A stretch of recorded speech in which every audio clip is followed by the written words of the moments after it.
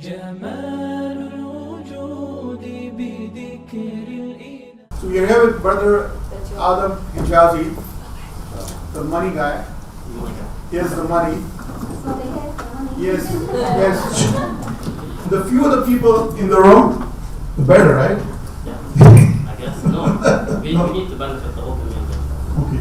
So I hope others join. Others are joining in, inshallah.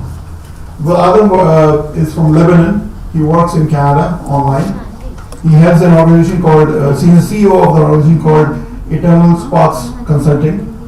Helps people with money, fundraising, and strategies for the financial sustainability. Yeah. For educational schools. Yeah, for schools. Here everything is for schools. For schools. Yes, welcome, sir. Thank you so much. Thank you for the warm introduction. Assalamu alaikum, guys. Also, we're going to have an engaging session. It's a bit long, so I'm going to try to be as concise as possible. If you have any questions, you can definitely meet right after the session to talk about anything you'd like to talk about. Okay, let's get started, inshallah. Let's start with a question, and I want you to participate. Let's have sort of like a discussion today.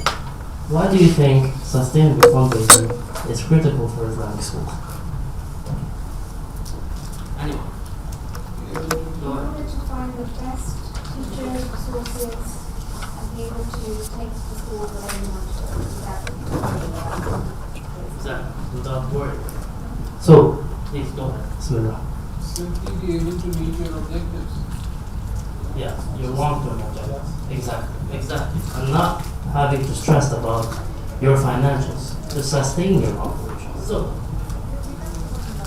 if you may know, many educational schools currently are stuck in a hazardous cycle, mainly due to the over-reliance on a single source of revenue. Either waqf, zakat, sadaqah. The thing is, in the current challenging fundraising landscape, there is a need to diversify your financial models and fundraising revenues, or else you won't be able to sustain your operation as an educational institution. And that's the main challenge that led for this session to be organized. We're going to be tackling in this session the over-reliance on single sources of revenue and the way to mitigate this challenge and this risk to get most of the educational schools to sustain their operations for the long term. Bismillah. So, when it comes to seeking diversified financial models, your financial models should always be mission-centric, meaning when seeking innovative, out-of-the-box financial models, you should always tie it to your original mission as an educational institution and a non-profit. And that's the main way for you to keep the authenticity that attracts more donors. More donors and supporters to keep on supporting your organization.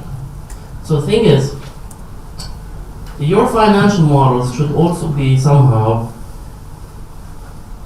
relevant to the modern financial practices that are now being embedded and institutionalized by most of the non-profits in the West. So the more your financial model is tied to your mission, the more they will be steady, the more they'll be ethical, and the more they'll be transparent, all of which will attract more supporters. Okay? So it's not just about diversifying your revenues. It's about making your revenues very appealing to donors, all while maintaining your best level of consistency and transparency. Okay, so today's focus is mainly on how to successfully diversify your thank you so much. Your financial revenues as an educational institution. Brother? Thank you. So, the sustainable funding model. This is a model that I have invented with my team, and it has been proven effective for most of the nonprofits we support globally. And I'm going to be presenting that model for you guys to think about and to take a deep look at and try to think if you can actually implement to support your organizations. So, the main thing I mentioned in the first slide is the over-reliance on a single source of revenue. The key to sustain your operations in the current challenging philanthropic and fundraising landscape is to seek diversification. Diversify your projects, diversify your relationships, diversify your source of revenues, and you need to think outside the box, all while being Sharia compliant for sure. So, the best approach would be combining short-term and long-term financial models, all of which would help you cover your operational and capital costs, all while making sure to integrate faith-based giving with modern fundraising methods, which I'm going to be talking about just now. So, how to do that? Anyone, how do you think you can diversify your revenue as an educational institution? Fee-based tuition? That's old school, we all know that. Basically, that's the main source of funding for most educational schools. So without looking at this slide, how do you think you can diversify your revenue as an educational school in the current challenging fundraising climate? Anyone? Come on. After school clubs. Yeah, that could be one way, mashallah. The endowment system. No, please go ahead. Okay. The schools are consistently working on a lot of projects and resources that they're developing internally. What they can do is they can start selling those using digital platforms as standalone products. That's one way. That's also one way. Because you see, please go ahead. Okay, the endowment system, which is the APOF system. Bravo. That's a very interesting model that all educational schools should be embedding in the current climate. Endowment funds and cash waqfs. Truly important. I'm gonna be talking about this just shortly. Anyone else? Crowdfunding. Crowdfunding. Good work. Yes, good work. Okay, so let's start. Fee-based tuition models. So when it comes to tuition and offering fee-based models, that's something that most of the schools do. But an innovative approach would be offering a multi-tiered approach.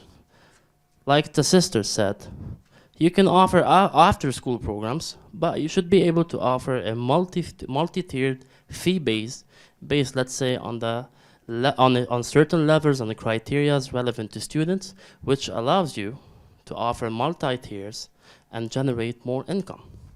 After-school programs is something that allows you to generate extra income, all while keeping your operations running smoothly. Something else that you should also consider is renting out your facilities. So let's say in a particular time of the year, your school might not be operational. During the holiday season. Why not seize and leverage your assets to get more income? Renting out the school for potential, let's say, Islamic events, gala dinners, weddings, I don't know, anything you can think of. You should leverage your every single asset you have as an organization and as an educational school to get more money. It's a very challenging time, guys. With the current cuts and many non-profits emerging, educational schools and our ummah is currently facing a lot of challenges. And you know, we face a lot of discrimination, though we don't talk about it publicly, but we should, which severely impact our way of living and the way our own non-profits operate. Which is why you should always seek ways to get the ummah together, use your assets, and get our own ummah to benefit us and to benefit their own communities, leveraging their own assets. So your school is an asset for your community. They're serving their community using their own assets, your school, your land, your farm, whatever. So you should always think about the timing and the assets available and seize the opportunity to go after autonomous revenues. Okay, so short-term cash flow models, monthly campaigns, monthly fundraising campaigns, seasonal fundraising campaigns, Ramadan campaigns. All of these are things that I believe are not being, implemented on a consistent basis. You should be consistent when implementing short-term cash flows models, monthly campaigns, regular campaigns to engage your alumni group and engage donors and make sure they're always updated about your projects. And you do this indirectly by launching monthly campaigns, crowdfunding campaigns. Does anyone know of any Muslim-led crowdfunding campaign they can use to launch a crowdfunding campaign on? Anyone? Bravo. Hello there. Yeah, LaunchGood is the main crowdfunding campaign for Muslim-led nonprofits and educational schools to publicly launch crowdfunding campaigns. And it's been one of the most user-friendly Muslim-led crowdfunding campaigns for most of the social enterprises, Muslim-led social enterprises and nonprofits, to attract donors, to engage their base of supporters, and get autonomous and organic support. So that should be done on a quarterly basis. And I feel like sometimes schools are overwhelmed by daily operations and their students and the work they have to do, waqf, zakat, a lot of things to handle, But you should not oversee this. You should always consider launching crowdfunding campaigns because you cannot be, overly dependent on the people you know. You need to get additional people to know about your mission, to know about your school, to engage with them, get and polarize the ummah to support your school wherever you are. And this is the main way for you to do that. You see, like this event did that exactly. It allowed us to travel from all over the world to be seated in the same room, to channel our assets, knowledge, skills, resources, and that's what LaunchGood does. Same as the conference. It allows you to bring all the ummah together on a digital platform to support a particular fundraising campaign. A fundraising campaign should always be time-bound, guys. You need to provoke and promote a sense of urgency among the people you are targeting. So you say, I want to raise this amount of funds in this amount of time. And I'm out of time, so you should support me. And this is it's when you launch a campaign on LaunchGood, the header is always supported by a tracker.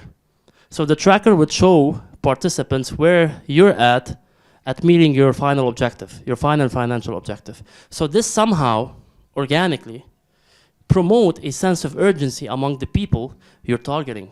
So they're gonna start questioning, are we meeting the goal yet? Let's call this friend to support the crowdfunding campaign. We need to meet the objective. We need to support our ummah to collect deeds for the akhirah. And that's how you do it. Promoting a sense of urgency and always binding your crowdfunding campaign, linking it to a particular set of time to collect funds and to meet your objective for a particular event. Zakat, which is something most of the schools do. And it's something that's very, similar. I'm not gonna, delve deeper into it. It's a very well-known concept, but that's also a way for you to get short-term funds, because you get people to, donate to you via zakat on a regular basis. Please go ahead, brother. Which must taken to be care while discussing about the spending of zakat in schools, because as per Sharia, there are certain restrictions on how we have to spend the zakat. So that's just a heads up. I'm not going to go into that. Zakat is not just as you can implement just like all zakat. Of course. Yeah, of course. Just it should be bound, to ethical principles, and it should be Sharia compliant. But that's another topic. If we want to delve into it, we're gonna take a lot of time. But thank you for the comment. It's really, straight to the point, and he's right. Zakat should always be bound, to Sharia compliant practices, and you should always, consider that. Sadaqa jariyah, which is something most of educational schools do. And then you have digital fundraising. So when it comes to digital fundraising, guys, what do you know about it? Anyone? Digital fundraising, anyone? Peer-to-peer fundraising. I didn't catch that. Peer-to-peer, where you have competitions between students. Peer-to-peer is not, well, it could be, but it's not part of digital fundraising. It's part of individual fundraising, which I'm going to be tackling in a bit. Crowdfunding. Some form of crowdfunding. Nope. Crowdfunding is also digital, peer-to-peer. Well, anyone else? Website, apps. Yeah. You're close. Anyone else? Does it include online auctions? Of course, it's digital. Digital. Which one which will be on online auctions? That's good. Okay, so let me. ETFs? Close, but no. But close. I'm happy. I'm happy that we're having sort of like a discussion here. So when it comes to digital fundraising, brothers and sisters, it's about launching targeted ads on Google and Meta. Please take notes if you care. One of the grants that are currently available to support educational schools and nonprofits is the Google Ads grant. Are you familiar with that?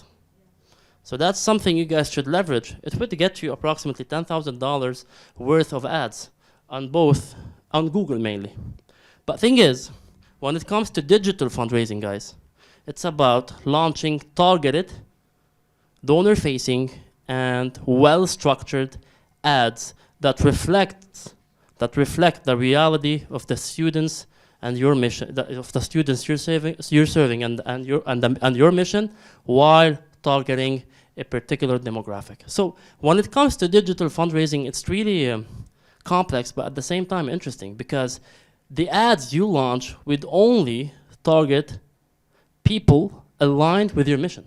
So there's a certain algorithm embedded in the system that allows you to propagate your messaging and target particular people based on certain criteria: their past philanthropic history, giving patterns, the people they supported in the past, schools, businesses.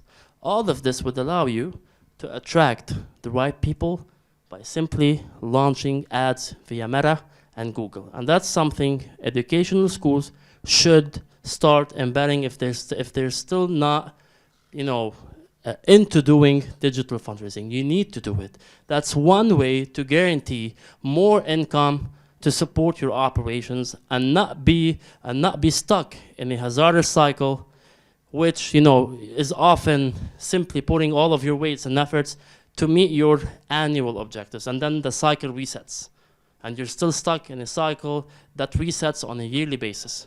You should sustain your revenues, and by combining all of these, you would ensure that you collect small amounts from each source, and eventually you would have a chunk of money that supports your operations for at least a couple of years.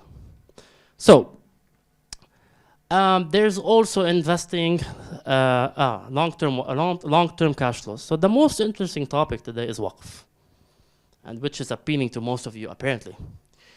I'm gonna be delving deeper into the concept of waqf, inshallah. But one of the ways for you to diversify your funding sources is by investing, securing, and turning assets into waqfs. What do we mean by that? So, when it comes to securing a waqf, it's simply getting major donors to donate and give away school premises and land you can benefit from. And the net profit would be redirected to support your school. So it's all about who you know, not what you know. The people you know, the major donors that you have personalized connections with. Then you ask them, by the barakah of Allah, to give away a particular land or a particular building that you can benefit from, turn it into a sustainable business that would allow you to generate more income to support your school. So that would be an additional asset you have to support your school. That's it. Investing. So that with investing in waqfs. So let's say a school has already a building on the site. What do you do with it? You turn it into a viable business. You rent it out, or you turn it, into let's say a mall or something you can benefit from to get revenues, which would be also redirected to support the operations of your schools. If you have side lands, side buildings that you're not using, go ahead and start using that. Make them viable. Invest in your assets. Take the time you need. Build a financial strategy. Do it. Take your time and make sure that you're building a system that would sustainably generate revenues for you to sustain the operations of your school, to keep your pledges to the students that you care about. Inshallah, Rabbil Alameen. Turning assets into waqfs. Something that was interesting when I was preparing this presentation is that some schools in certain part of the world transformed their own school into a waqf. Do you know why? Anyone? Their own school. They turned their own school into a waqf. Please go ahead. To preserve it. Yes, to preserve it. Anyone else? That's one way to say that. Yeah. Anyone else? So what? Because? It will benefit the ummah at large. Yeah, but the most important part is the main reason why some schools turn their facilities into waqfs is to preserve it. Once you officially turn your establishment into a waqf, no one can seize it. It's a waqf. The building is now owned by Allah. So when you officially transition from being a facility into a waqf, it will get you the credibility to attract more donors interested in collecting deeds for eternity. So some of the schools, to preserve, let's say, themselves and to preserve the school, if they're facing, that's the last resort for some schools, to preserve their operations, they immediately turn it into waqf, which becomes shielded. You preserve it. No one can touch it. So the initial asset is now preserved, and then whichever, let's say, additional assets you generate out of this waqf, aka previous school, would now be collected to serve to ensure the sustainability of your school.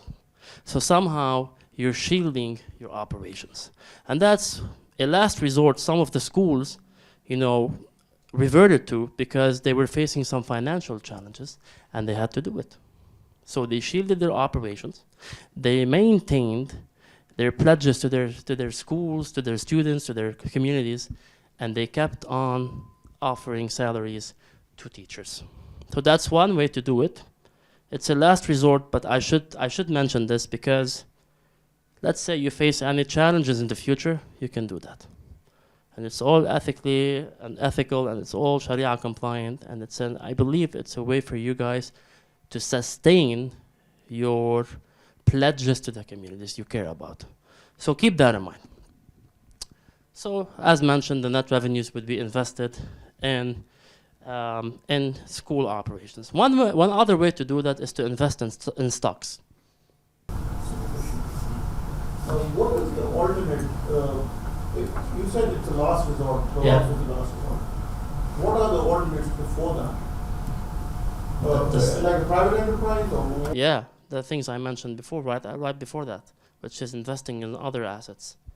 So that's what do you mean? Other assets, but the school itself is a work from the day one, isn't it? No. No. It's a private enterprise. It's a private enterprise. And it's collecting donations. And it's collecting donations. And it works. Yeah. Of course. That's what most of the schools So there do. are certain beneficiaries obviously the private beneficiaries will have private beneficiaries above one. Yeah. Not private beneficiaries, Yeah, and the individuals, running the schools. Yes. Running the schools and supporting the students, such as paying salaries. And that's something that is completely ethical. You see, no one is benefiting directly from that. They're only getting a certain amount of salary. From my understanding, the key difference from a private enterprise and a waqf is the benefit of surplus. Yes. Not salary. Salary is the constant. Yeah. Fixed cost, right? Exactly. So we're not considering salaries, and it's the same in both organizations. Yeah. The benefit is of the surplus. Yes. Private enterprise, the surplus goes to the certain individuals. Yeah. And above the surplus stays. Of course, the surplus should go directly to supporting the operations of the school, or else it would be unethical. It would be very not normal in our context, in the Pakistani context, for example, for a private business enterprise with some end beneficiaries to have a call for donations. It won't work. Usually it won't work. It's not a private business. It would be a private non-profit. Sorry, please repeat this last statement. Yeah. We are having two organizations, right? We have an organization which is a waqf, which basically means the ultimate beneficiary is the waqf. It stays in the waqf. The surplus that the waqf makes will stay in the waqf. And the difference is the alternates are a partnership, a proprietorship, a LLC, whatever. Now those organizations will have an ultimate beneficiary, a BOD, the owner, the partners. The salaries, the fixed costs are always the same. It's the surplus that is the difference, right? Yeah. So they can use the surplus for their own private, it's their surplus. That's the whole idea. Private, right? It's their money. It's a business, right? So that's their money. Now that business calling for donations, and Brother Adam, obviously he's working since years and he knows. For me, it's news that in Pakistan, to get donations for a private enterprise, when the donor knows it will be the surplus will go in the pocket of some individual person, is challenging, to say the least. Yeah. He started by saying that he's assuming that it's a non-profit. Yeah, that's it. Saying it's a private business. It's a private entity. But Of course. no, NPO goes towards the That's what I said. I'm sorry. No, it's okay. I'm glad that you asked. You guys should ask. Then that's a very interesting question. It's not a work, but it's somewhere there. Yeah. You see but this is a model that's currently circulating, and it's viable. NPO is different. Okay, perfect. Yes, please. But I'm not getting how transferring it into what benefits the organization or saves the organization. I'm not getting what's the dynamics. That's another interesting question. So, as the sister said, it would preserve the entity, because once you transfer the ownership of the entity to a waqf, it becomes shielded. You cannot sell it anymore. But comes down to the regulatory environment in a given country. Of course, but I understand. But the concept is the same. Not apply in all cases. But in terms If of the India, we already entity have goes issues bankrupt. with the waqf code, so we cannot do a waqf right now. So I don't get it. Please go ahead. That's interesting. in India, we are already having issues with the waqf. It's going from the Muslims to the government body regulatory. Okay. So it's very difficult to put our establishment into danger right now. Okay. Well, you most definitely would have certain exceptions. It's easy, even in Pakistan, it's easy for the government to take over waqf. And India even easier than Pakistan to take over. And it's exactly the opposite. You could have some exceptions.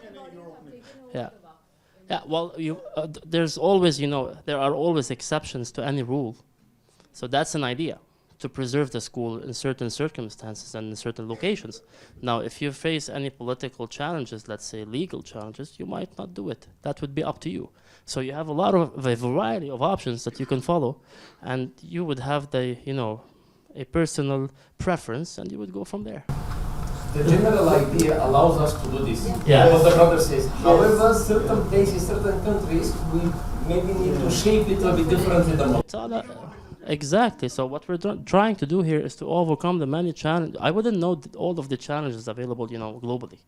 What I would do is to try to give you all of the, risk mitigating tools, to know of, and try to implement in your own way, in the most beneficial and profitable way. Yes, there was a brother. In Sri Lanka, we have two different ways of doing work. One is they are using private work for families for their own benefit also, and then public work is also there. Another point I would like to see is that these are more applicable to individual country or nations, because trying to establish a global work to benefit everybody, there are so many regulations on AML, anti-money laundering and terrorism finance. So money is not going to flow easily. So that is a huge challenge if we centralize it. There should be a way of distributing it in a strategic manner. Okay. So, like, what's the exact question? Like, what is the challenge? I didn't get your question exactly. I mean, how you will do this if it is a central model? There are challenges. It wouldn't be a central model in this case. There's no way. Yeah, it would be, a solution, but not to every single case. That's a general, approach to support educational schools. Now, if we want to go into the details, we would for sure have to shape each solution to your personal preferences, of course. Not all of these solutions are not something to follow, exactly. It's a general idea for you guys to think of. And then based on your, rules, legal systems, and assets in your own country, you would have to shape it your own way. And I can definitely support you. We can meet right after this session and we can go from there. But if I want to touch base upon the many challenges each of you face in their own countries, we wouldn't end the session. We would have a 10 hours discussion. So that's something to keep in mind, that the innovation that I'm trying to propagate here is that each of you should think outside the box. So what you should take from here is the solution itself and somehow reshape it in a way, in a sustainable and innovative way that would allow you to get positive results out of it. That's it. Okay? But for sure we can work this out. Like, we can talk about, the logistics and the legal issues that you might face if you want to turn your school into a waqf. That's for sure. I said it. It's a very sensitive topic when it comes to waqfs. And it's a booming topic, and the discussion will go on and on and on because there are too many challenges when it comes to waqfs.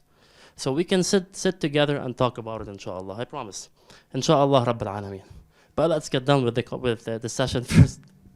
Bismillah. So, securing investments. So major gifts, as mentioned, appealing to major donors. Simply, I'm going to go fast now.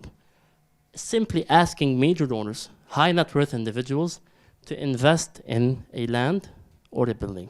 You use it, the net revenues would go into your operations, to supporting your operations. Endowment fund, someone said it before, I can't remember who. Endowment fund is simply asking your circle, your own circle of supporters, high net worth individuals, to support an endowment fund you would launch. Do you exactly know the definition of an endowment fund? Does anyone know that? The concept. I would love to explain it if that's not somehow, understandable, or you have some, points that you would like me to clarify. Does anyone know exactly what an endowment fund is? Please go ahead. Are you drawing a difference between an endowment fund and a waqf fund? Of course. There's a huge difference. A huge difference. Let me explain that. So a waqf is simply being handed over a land, a building, to invest in, or to turn, let's say, into a social enterprise that you would benefit from. On the other hand, an endowment fund would be, let's say you have a nonprofit, an educational school, a social enterprise.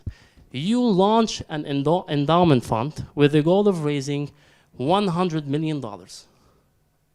So you get all of these people to support you reach that goal. Now you have the $100 million. That's your endowment fund. You cannot use it. You cannot use the asset. The $100 million fund would be somehow frozen. You can only invest the money into, let's say, stocks or any capital or business, and the net revenues are the only, let's say, assets that you can use to support your operations. But the original amount that you raised by leveraging your assets in the room cannot be touched. It's cash waqf, which is the same as endowment funds. But it's totally different. That's cash, that's capital. Yes? Yeah, that's the same question I was going to ask, but isn't that the same? Nope. You have cash waqfs and you have capital waqfs. Yeah, so I mean, the beauty of the waqf is that you can put it in the capital as well as cash, right? But you can have different funds. Yeah. But something that you should be aware of is that when it comes to waqfs, the building and the land is not yours. But when it comes to endowment fund, the fund is yours. The initial fund that you raised, the one that you cannot touch, is yours. There's nothing that would not allow you to use it, and eventually. But when it comes to waqfs, it's not yours. Because in the States, that's what they're doing. That a lot of the endowment funds, they're saying that you cannot touch them. Of course. You cannot touch the cash. You cannot. It is perpetually untouchable. It's untouchable. You are only allowed to use the net profits. Yeah, but the original amount you have collected is yours. Is yours. It belongs to you. To the fund itself, which you launched, which you created. Well, the investors mainly, you see, but there are no stipulations or restrictions for you, to collect the money eventually. So maybe there might be a certain eventually. So there might be a certain time through which the original fund is untouchable. But when that period is over, you can collect the funds. That's the concept of endowment fund. But when it comes to waqfs, you cannot touch it for eternity. It's not yours. So I'm happy that we're asking questions because it's complex. Too many definitions, and I'm happy to explain more and more. Any other questions? Go ahead, please. Just to reiterate what he's saying is that there's the concept of... Please take it. So the concept is that there's a waqf and then there's what's owned by the waqf, right? So the initial capital, the waqf itself, i.e. the endowment, you can't touch that. Yep. But whatever the labor, the fruits of the labor itself, that's what you will benefit from, if that makes sense. So the initial property, you cannot, sell that, potentially transfer it depending on the terms in the contract. But the actual fruits, i.e. the rental income, this is what the fruits of its labor, this is what you will bear, inshallah. Exactly. Anyone else? Yeah, Assalamu alaikum. Please go ahead. So let me put my question in this way. Please go ahead. What if I'm a donor? Yeah. And as I'm donating funds to you, I donate it to you as a cash work. As a? Cash work. Okay. Cash work. What does that make that? Are you able to spend that money? No. For a certain amount of time, I'm not. Alright, so I think that is I'm not allowed to touch the money for a certain amount of time. So I think that is the point he is trying to make. That is the message. That once it's a cash work, you are also not allowed to touch it. Of course, but let me explain this. So there's a slight misconception here. There's the endowment fund and the cash waqf. You see? So that would depend on the donors you engage with. So let's say you launch a cash waqf. As he said, he's right. You cannot touch it for eternity if it's a cash waqf. But I'm talking about endowment funds. It's totally different from cash waqfs. So for endowment funds, you cannot touch the original fund, the original money that you have collected from, let's say, your peers, for a certain amount of time. After that period goes and it's done, you can use the original asset for your own uses. So that's the main difference between a cash waqf, which you cannot use, you can never use it, and an endowment fund. And the donor would know that from the get-go and would be okay with it. Okay, so what you're saying is that there is a difference between the cash waqf and the endowment. Of course, waqf is waqf, you see. Whether it's a capital, like the brother he said, whether it's a capital waqf or a cash waqf, it's the same concept. You cannot touch it. It's not yours. But when it comes to endowment fund, it is yours somehow, partially. There's a certain period you guys would agree on from the get-go. It might be for eternity, I don't know. That's a stipulation that you would have to decide with donors while launching the endowment fund, and then you go from there. But when it comes to waqf, it's the same rule. You cannot touch it. So that implies that the donors are giving you the money for a stipulated time. Yeah, for endowment funds, yes. But for cash waqfs, no. You cannot touch it. You can only profit from the revenues you generate out of the original amount you have amassed from donors. Any other questions? So in endowment fund, do we have to return that money after stipulated time? I didn't get that. I didn't hear that. Do we have to return that money to the donors again in the endowment fund? Give after the money? some, yes. No, you don't. It's a fund. Can the money be used in It's a fund. shares and stocks or anything? Of course, that's the purpose. That you take the, I just said it. You take the money, you invest in stocks, you invest in businesses, and the net profit goes to supporting your operation, your school operations. But there's a certain amount of time. There's a certain contract. You see? Yeah, some of which are 99 years, 99 years contracts. So after that, either you renew the contract. I'm being very specific because I need to make this clear for all of you. So either you renew the contract, so the original amount is untouchable, or you simply collect the original fund and you end the endowment fund. You use the original fund you have amassed for your own personal use. You see, that's the main difference between waqf and an endowment fund. And exactly like the brothers there said, waqf is a waqf. Emergency or something that you want the endowment fund to be used in the middle of the stipulated time of the You contract. cannot. Because there's a contract. There's no. You cannot touch the original fund. So There's no. like mutual understanding also, you cannot nullify the contract. You cannot use the, no. There's no way. You only benefit from the net profits from this fund. Similar to a waqf. The only difference is that a waqf is untouchable for eternity. It's not yours.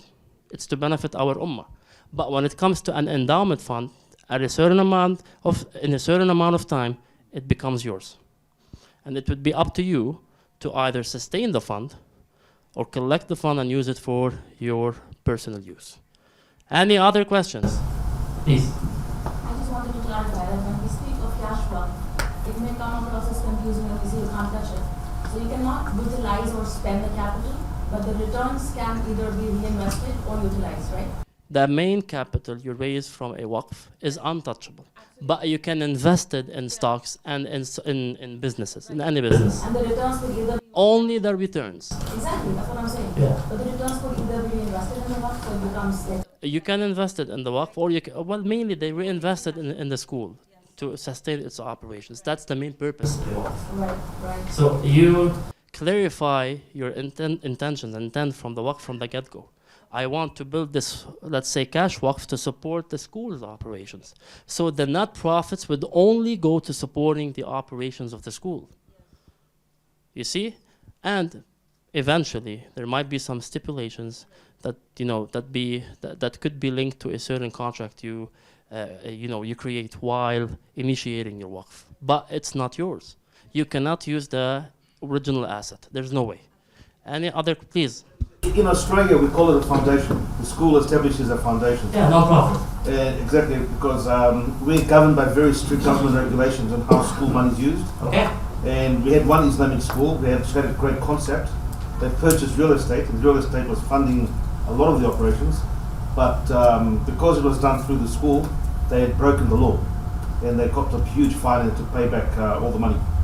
So what schools in the independent or the private school system in Australia does, you have your school, then you have a foundation, and the foundation manages your bursary, your fundraising, so it's a different set of books what actually happens in the school. It's different from country to country, that's for sure, it is.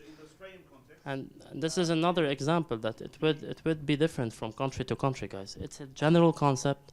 Let's try to benefit from the best of it, and we'll go from there. You only have to know the concept, and then you would shape it the way you like to benefit your own operations. Yes? Sorry, and I'm not sure about your different countries and jurisdictions, but it's worth investing in a good lawyer.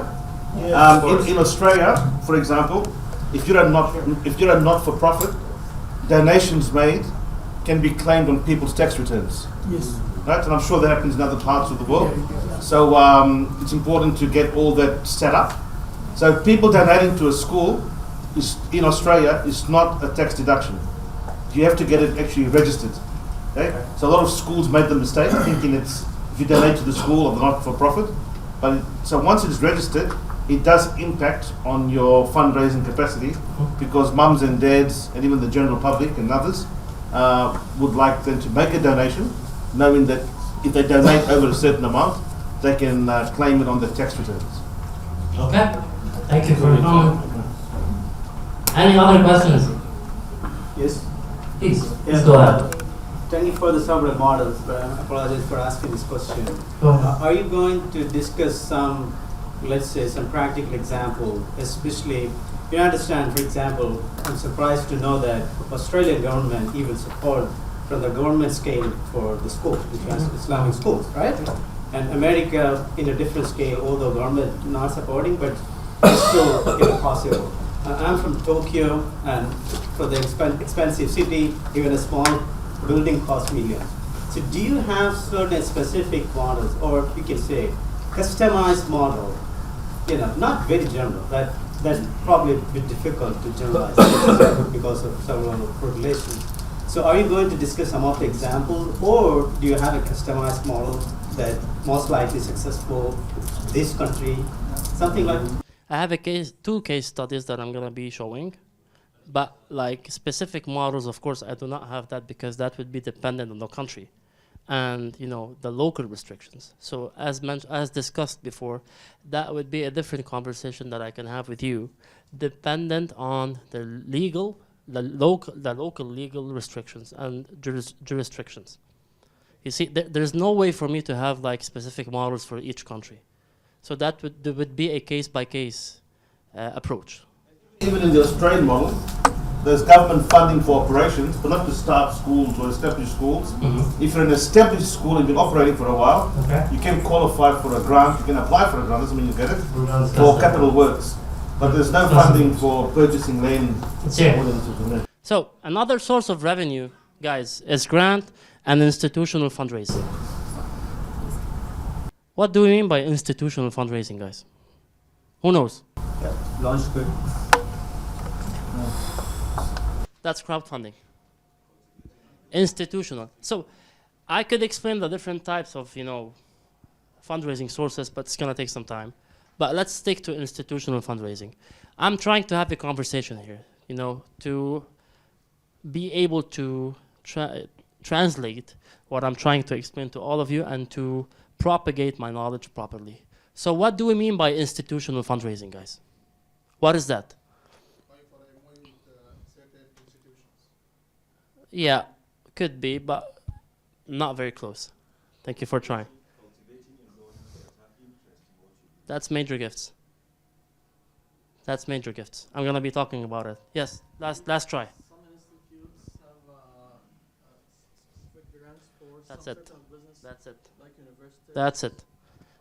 Not universities, but that's it, exactly. So when it comes to institutional fundraising, guys, it's either the government funding, institutional funding, and what we mean by that is corporate CSR programs, which means local or international businesses, multinational businesses with community sponsorship programs and funding programs, and private and public family foundations. So that's what we mean by institutional fundraising. And Muslim or Muslim-led schools should be chasing grants offered by the government, by local government or international governments, as well as seek to build personalized relationships with corporates, whether it's local or multinational or international. You have to seek a sponsorship from businesses with active CSR programs. And when we say CSR programs, this means that a particular business would have a history in supporting community initiatives. And it would be publicly stated on their websites usually. So that's what we mean by corporate CSR programs. And eventually, foundations. You have public and private foundations. Do you know the difference? Let me explain that to you. So when it comes to private foundations, it's usually a family-owned foundation. High net worth individuals, a lot of money. These are the people you guys should chase. they usually do not disclose their funding. Either you know them and they invite you to submit a proposal, or there's nothing you can do about it.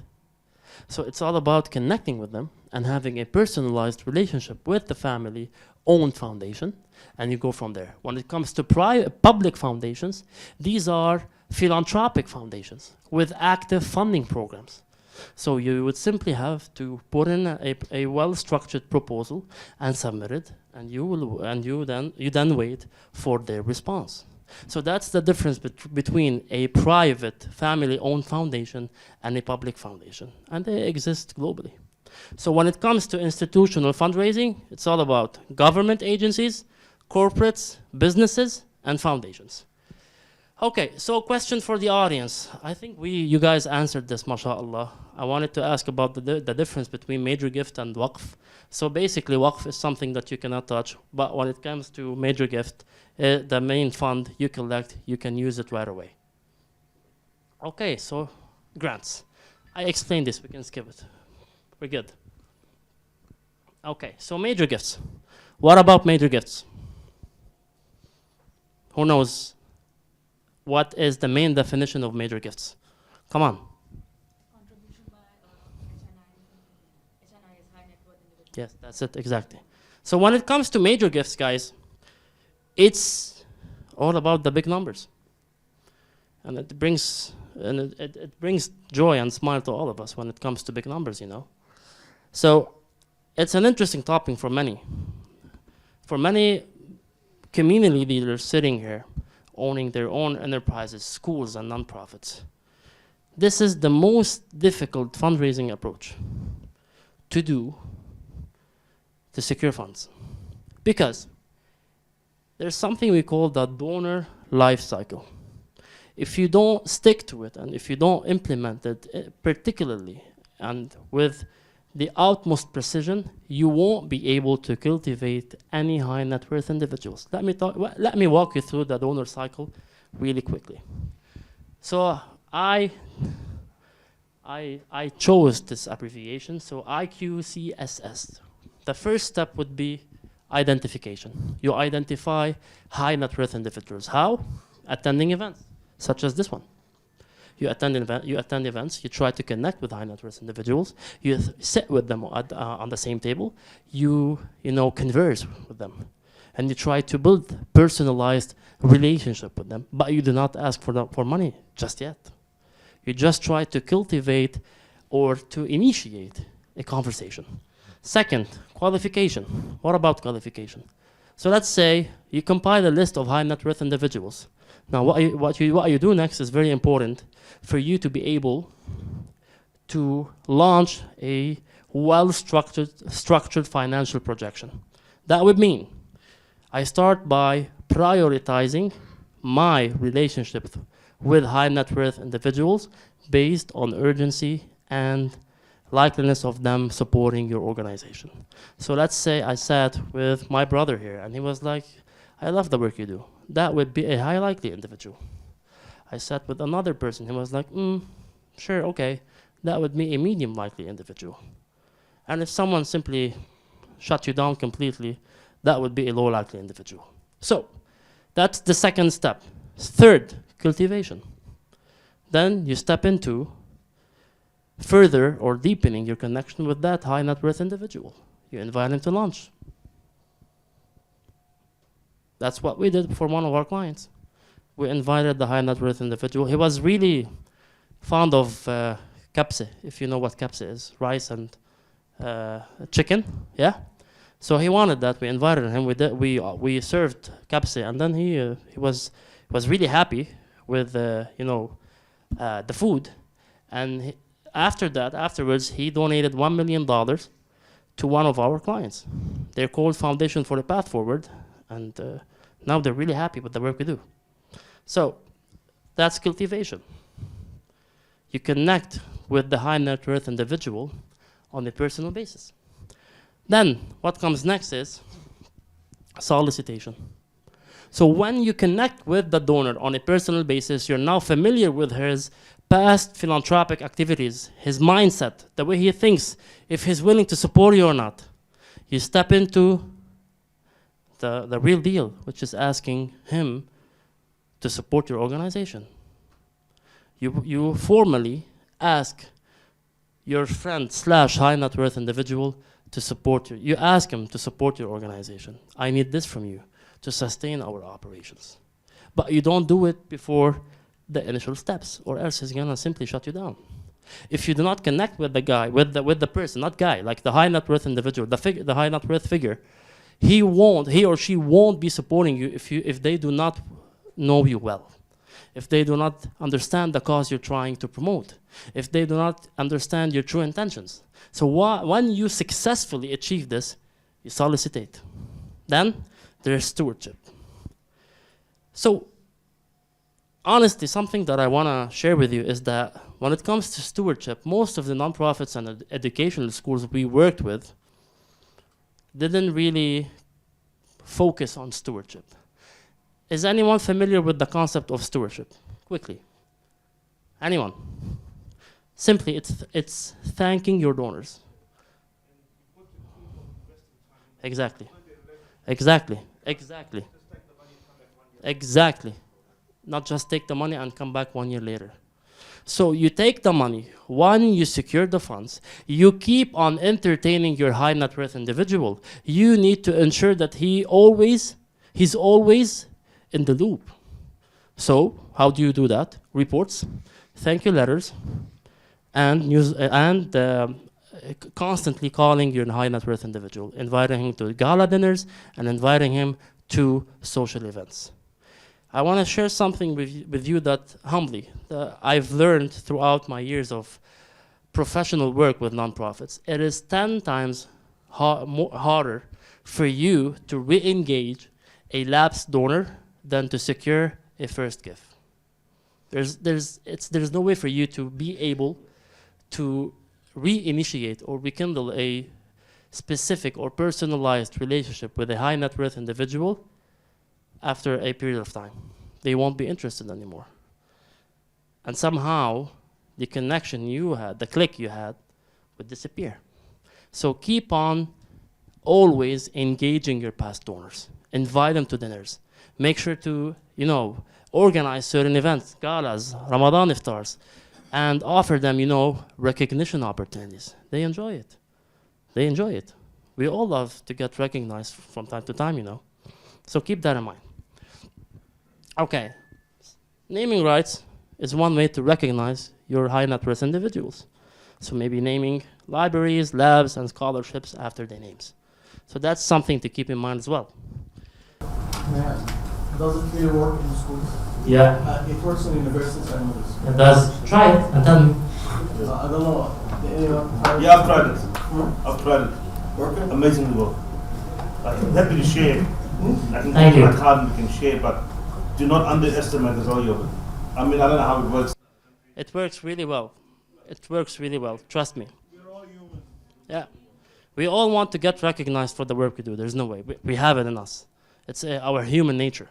So the more you recognize and you acknowledge the good work people are doing, the more they're gonna be willing to support you. So it's really important. And Islamic giving motivation, such as sadaqah jariyah, which is a concept familiar to all of you. So stewardship is not optional, guys.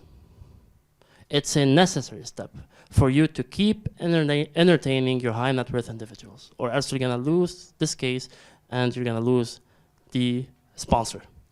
So major gift could cover up to 40% of your annual operational costs. Never underestimate major gifts. Digital fundraising. So I did explain that. I'm gonna briefly walk you through digital fundraising. It's simply embedding donation features on your website that are user-friendly, allowing, let's say, website visitors to support your cause by or when visiting your website. Something that I want to share really quick with you. One of our clients in the US faced a technical issue. So once you log into their website, you click on the donation button. It took approximately 4 or 5 seconds for the donation page to pop out. The traffic on the website was huge, but the donations were dramatically decreasing. Because, you know, our attention span is usually 3 seconds, not more. So if the donation page takes time to load, our interest in donating would organically be somehow, you know, less. So we've experienced, our client experienced a technical issue, which drastically reduced his revenues. So that's something to keep in mind. User-friendly features, and make sure to always have in mind that the experience should meet the expectations of your website visitors, or else you're gonna just have website visitors doing nothing, just visiting your website. You need to have user-friendly features embedded on your websites to allow for people to donate directly. WhatsApp links, SMS, anything that would allow people to directly support your organization. People do not have the time to waste and keep on waiting for pages to load. So make sure that these technicalities and technical issues are always addressed. Please go ahead. Something visual is really helpful. So we had an online auction in Australia. Rugby is a huge sport, and one of the famous teams, we had someone donate a jersey signed by the players. So we didn't have to really put any writing. We just advertised the picture and said silent auction. It went for like $12,500. Now considering it didn't cost us $1, and within 1 week, because people wanted this jersey. So amazing. So just really a visual picture had more impact than a big paragraph of why we're raising money. Exactly. I don't think they even read why we're raising the money for. This is that's the power of marketing. Yeah. That's what digital fundraising is all about. Okay, so you have social media campaigns, targeted ads, which is a concept I explained earlier. So tips is to always share authentic stories about the students you support. Look, if you do not connect with your base of supporters and the donors you are targeting emotionally, they won't be interested. You gotta be able to somehow steer their emotions when they while they're supporting your cause. If they're not somehow moved by the story of your students and the people you serve, it's not gonna be worth it. They have to be invested in your cause. They have to feel that they're doing something. So your messaging should really be donor-centric, and it should be really appeal to any donor, anywhere in the world. So that's the power, the power behind good marketing, which is an integral part of digital fundraising. Ads, targeted ads with good messaging, clear pictures, and ads that would appeal to the expectations of any funder. So peer-to-peer fundraising tools simply is holding fundraising competitions in your schools. So team A and B, whichever raised more funds would win. Maybe a trip to Umrah, something you can consider. Secondary donors. What do we mean by secondary donors? Let's say I know X. He's a high net worth individual. I invite him to one of my peer-to-peer events. He's gonna definitely be introducing me to his own circle of high net worth individuals, secondary donors, which on their own terms and in their own turn, they're gonna be introducing you to other high net worth individuals, and the cycle keeps on expanding. And that's how you cultivate more donors organically. Yes, you wanted to ask a question? Yourself. Okay, perfect. So email marketing and WhatsApp giving links. One of the strategic ways for you to sustain your operations is by launching mass email campaigns, newsletters, regularly on a weekly basis to keep on engaging your base of supporters, your high net worth individuals. So imagine a high net worth individual comes in with a $100 million gift, and then you disappear, you ghost him. What do you think this individual would think of your organization? You're not consistent. It's not worth it. I'm not going to be supporting you anymore. He's not going to be talking to you anymore. He's going to simply disappear. Do not fall into this trap. Keep on engaging your donors, guys. Entertain them. Newsletters, pictures, data, graphics, anything you can share with them to keep them informed about the impact of their own gift. You gave us this amount, and we served, and your gift, your generous gift, allowed us to do this. This is the result of your sadaqah. Make them aware of of the outcome, they facilitate it. They need to touch it. They need to feel it. They need to feel the importance of their work in the community. If you don't regularly share your impact with your donors and your supporters and your followers, you're going to lose them eventually. And that's a trap many Muslim-led organizations and educational facilities fall into. Keep that in mind. It would take a lot of efforts and time, but it is a game changer. Alumni fundraising. So when it comes to alumni fundraising, it's simple, but it's very important to keep your base of supporters engaged all the time. Meaning, you keep data of your students. Because your past students, in a couple of years, they would graduate and they could become recurrent supporters of your school. Keep data of their parents, their occupations, the amount of money they earn per month. And based on that, you would be in a better position to seek sponsorships and regular donations from people who are earning more money. You keep data of the people you know. You keep the data of the students you have engaged in the past. They would influence the new generation. If you always keep them entertained and part of your own circle, your past students are most definitely, 90% of the time, they would be willing to have an impact on the newer generation, just as your impact on them previously. So they're willing to support. They will be most probably willing to support your educational facility if you keep them entertained. It's all about connections, guys.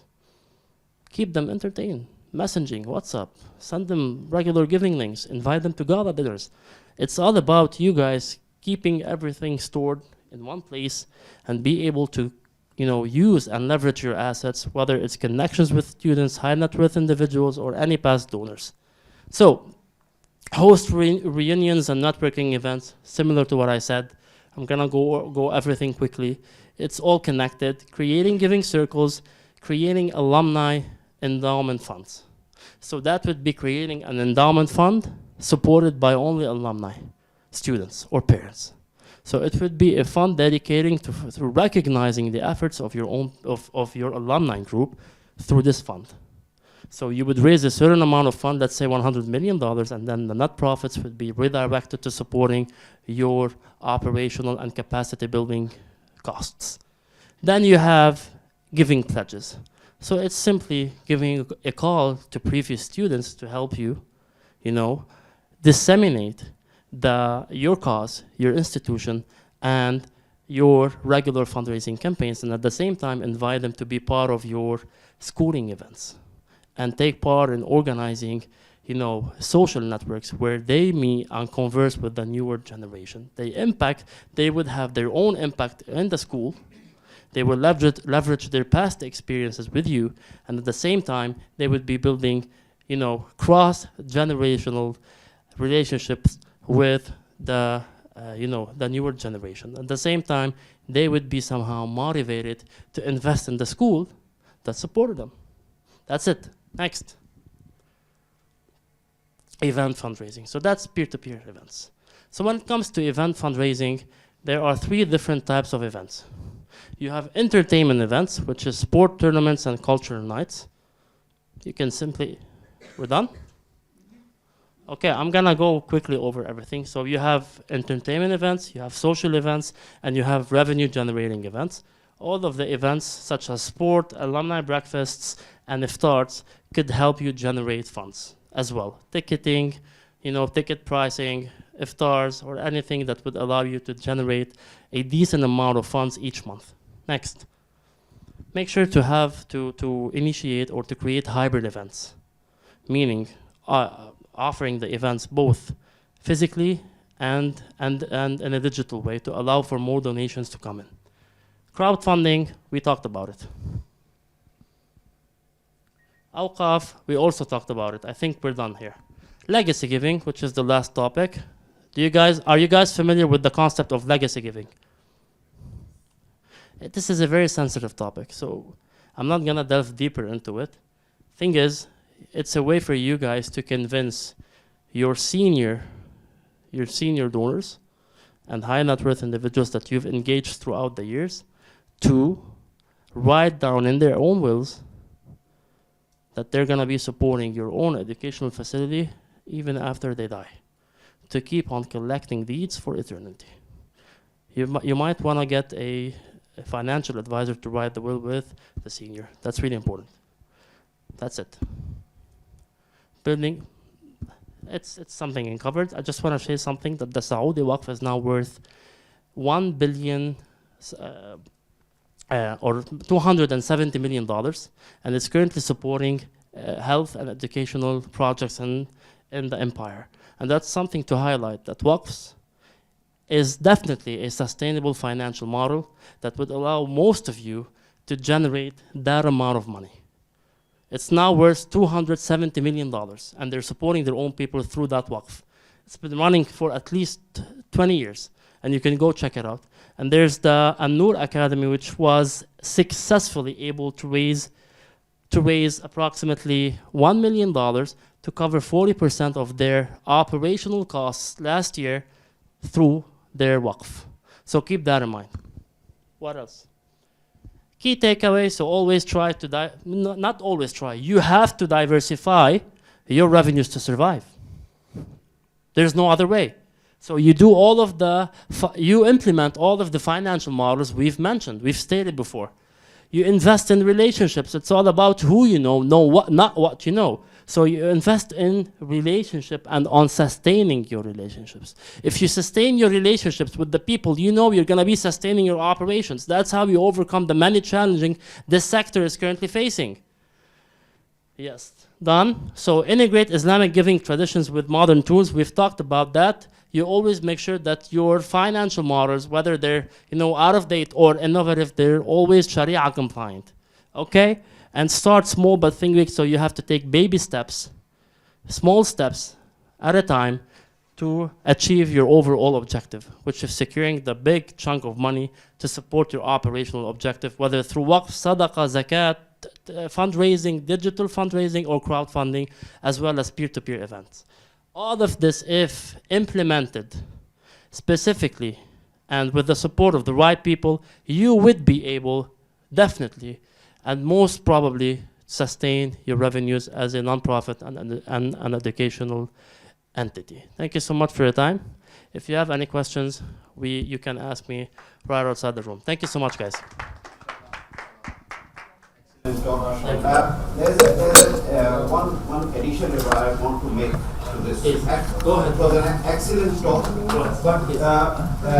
And you must be doing all this, people, and that's just my thought, that other than operational expenses in a school, teacher salary is also an expense.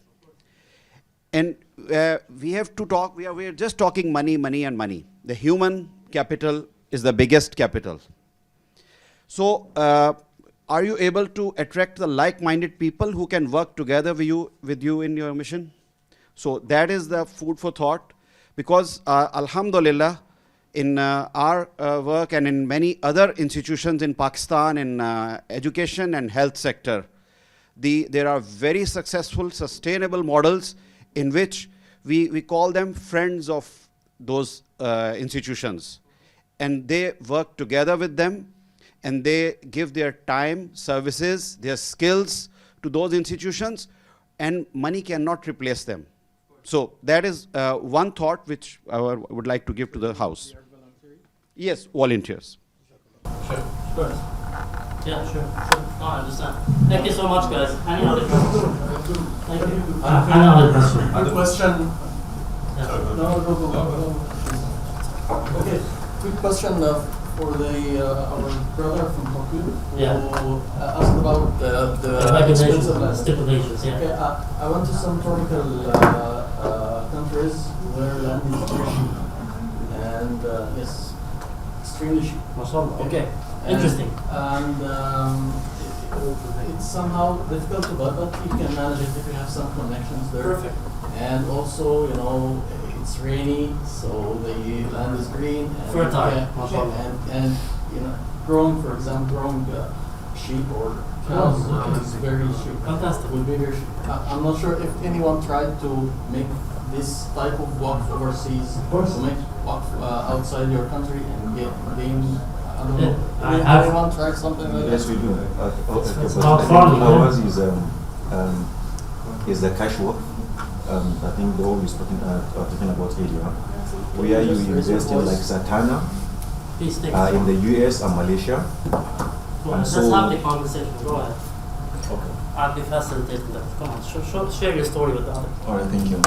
So we invest some funds like in Satana in Malaysia and in the US, and we have a specific amount or figure in mind that until it reaches that amount, maturity, before we start using the return on investment.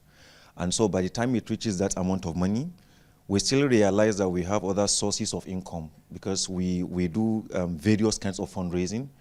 And so so what we do is any money that is coming as return on investment, we reinvest again. Until recently, when we realized we needed some form of motivation for our staff to get better, and then we requested of the return on investment that will be coming from the major fund every year. Just 50% comes to us. We use it for the purpose. 50% reinvested. So the funds keep growing by the year. So what happens with this is even as inflation chops in, it doesn't affect us. It doesn't affect the funds as well. Right. Yeah. Right. If you found the land for you to farm, go for it. Don't wait.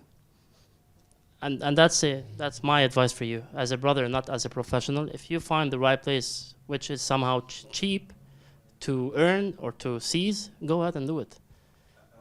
If it's fertile, go for it. You're gonna get a decent amount of money each year, if you do it the right way. So I think this idea, again, we run in our schools. We're an organization that operates various departments, so school is just one department.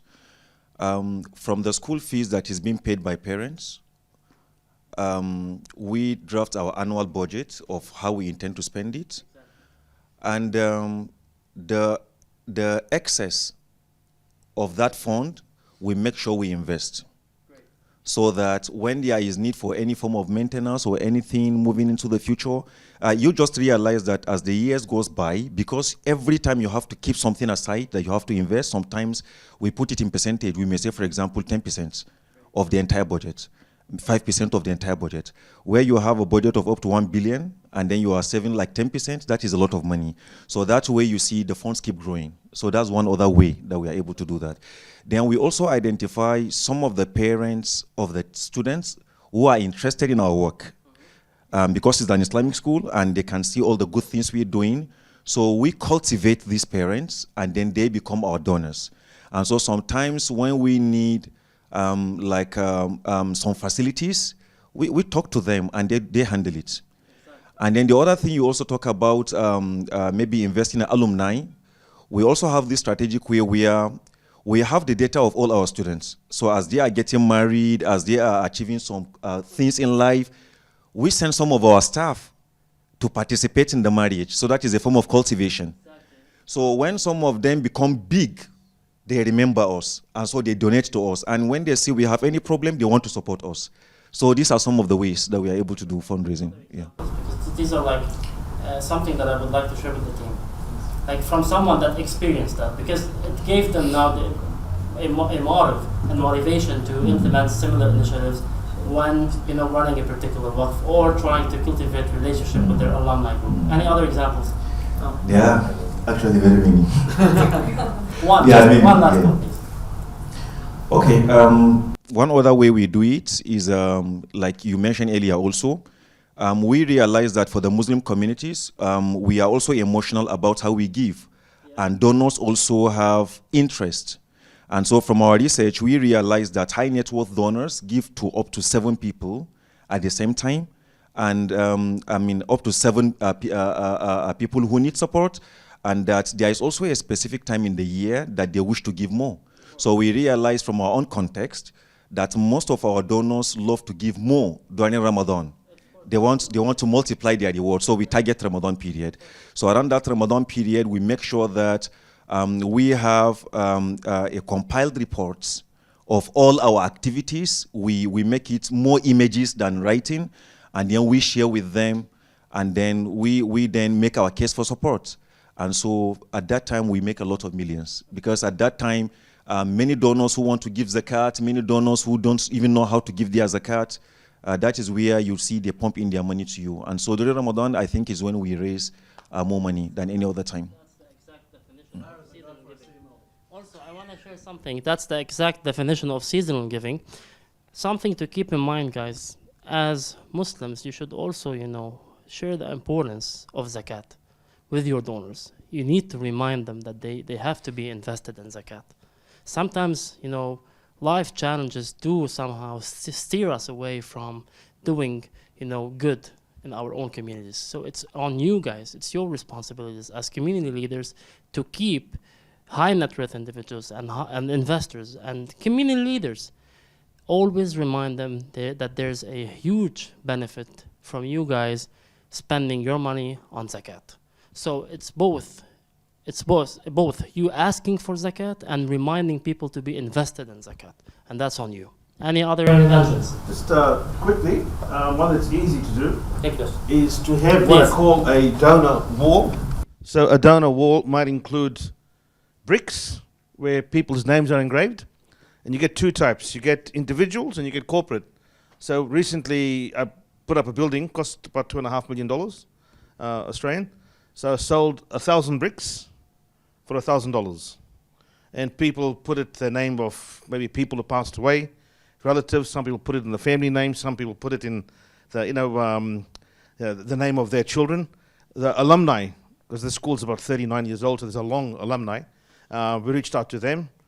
Well, 1,000 bricks went in under a week. That's $1 million, like that. And then we had another 200 bricks for what we call medium-sized businesses or corporates, largely from the Wisdom community. And for them, we charged $2,500. So, we were able to raise close to $1.8 million, literally within a week. Okay, and then we needed another couple of 6 weeks for the tradespeople to come and actually make the wall. And if you ever come to Sydney, you can see it. We just made it through two things: social media, number one, because our school's quite savvy on social media, and a lot just through the communities. I get onto the Islamic radio stations. I'll get onto the Islamic media that exists in Sydney and in Australia, and we just do emails. We found emails to be particularly, direct emails, direct emails. Okay, direct emails, yeah, because a lot of people are not all on social media. Not everyone's looking at TikTok. Not everyone's looking at Facebook. So you need a few touches. If you just rely on one touch to get into people, you'll probably miss them. So you need a bit of a multi-level strategy where you're just reaching out and touching people and sending something directly to someone's inbox. And it came through a personal letter from myself, rather than just something generic. So it was titled to the person in their name, giving them salam. It's me, remember me, and I give a small little paragraph about the relationship. It looked like I wrote to everyone individually, but really I didn't. Okay, automated, but it was very effective. But the result is now, and inshallah, if you ever come to Sydney, you'll see it as soon as you walk into the school. You'll see literally a whole wall, but it's done beautifully. It's not just. We actually got a really good company. It looks amazing. But what a great way to raise money, especially if you want to purchase or you want to build a science lab or you want to put some sort of resource or facility up for students. Sorry, I've taken too long. I know that you all want to go to lunch. Just to let you know where I'm coming from, so I have a background in Islamic social finance, and I sit on the board of the Indian Center for Islamic Finance as well. So just to, speaking to sister's point about Waqf in India, it's a well-known fact that India has the largest amount of Waqf properties globally in terms of value as well, like a couple of $1 billion. But the utilization, unfortunately, has been less than 1%. And the government is currently, especially the current regime, wants to sort of, encroach upon it or just even disqualify it as being a Waqf. What we really need to do is to be strategic about the just the nomenclature or jargon we use. It does not have to be called an Islamic work for something that they might be, that opposed to. If you can probably just let's not be despondent just because the regulations are not in favor of us. We could still register as a trust, which is very well still legally recognized. It's a good regulatory environment that, sort of supports it.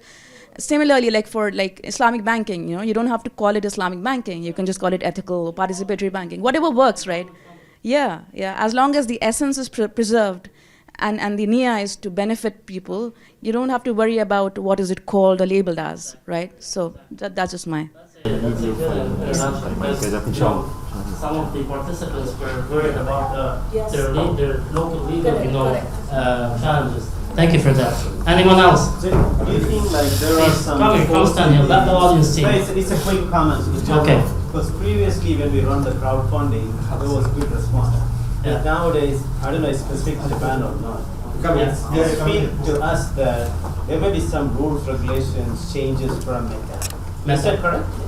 For Islamic organization or crowdfunding related to Islamic schools. That's launched good. So crowdfunding is a bit different from... as an ad, targeted ad. Yeah, that's meta. It's not working properly nowadays. Why? Is it true? I don't know. Now it's still working fine for most of, working just fine. Okay, but I gotta make it clear, when you run ads through the Google Ads grant, it won't reach to as many people. You're gonna have to invest your own money into that. But it runs really smoothly for most of my clients. Meta ads, you need to go to a marketing specialist. Because it's not going needs to be individual. very tailored. It is. You gotta run Google Pixels and as well as certain tools on Meta for you to be able to somehow calibrate it. You have to. If you don't do that, there's no way it's gonna work out. You gotta. Of course, please, brother. Go ahead. Assalamu alaikum. Faisal, mashallah, amazing stories and amazing strategies for me. I have a very different story for you. We are non-profit registered in Australia as well as in Pakistan. We have 20 schools, and our schools are a bit different. We go to the remotest areas, rural areas, villages, urban slums, and we find the neediest children, orphans, broken families, and those who cannot afford to go to school. And then we teach them the way my kids are getting taught in Australia. Same is in Islamic sense as well as worldly sense. So all the 21st century learning and tafsir and seerah and all those things. So alhamdulillah, it's going well as far as the operations are concerned. Now, coming to the topic that is here, fundraising. We are 100% failure. So far, these 20 schools are run by some of our friends from our own pockets, nothing else. So we have tried many things, we have employed people, we have done everything, but we are still a complete failure in that. So I just I thought that I should share that there are success stories, but there are failure stories as well. I am looking for someone who can help me take up the case with me, be partner, collaborate, or whatever way. Thank you very much. Just a side note, guys. So there's a presentation at 4 p.m. that I would like you to attend, which is somehow it intertwines with my topic. So it's at the grand ballroom.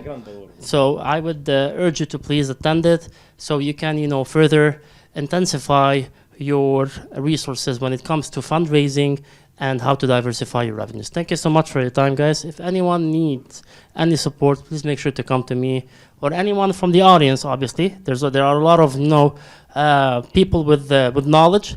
So inshallah, let's make sure to collaborate together, coordinate, and benefit our ummah. Inshallah, Rabbil Alameen. Thank you so much. Assalamu alaikum.